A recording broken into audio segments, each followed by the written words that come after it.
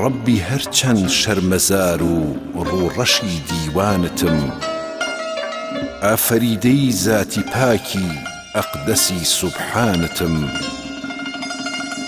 تێکشکاوە گەر لە ژێرباری گوناها قامەتم، خۆ بە گیان و دڵ بە هیوای بەخشش و غوفرانتم.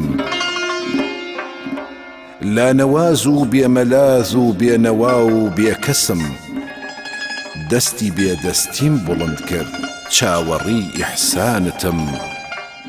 ڕووی ئومێدم کردە قاپی بارەگاهی ئەقدەست، چاوەنواری عەتف و جوود و ڕەحمەتی بێپایانتم. ڕووم نییە دەست هەڵبڕم من بۆ تکای ئەحواڵی خۆم، چونکە غەرقی بەحری پیسی بۆگەنی عوسیانتم. چی بکەم لای کێ بچم کێ بێنمە حاجەت بۆ تکا، هەرچی بم خۆ ئومەتێکی شاهی ئینس و جانتم.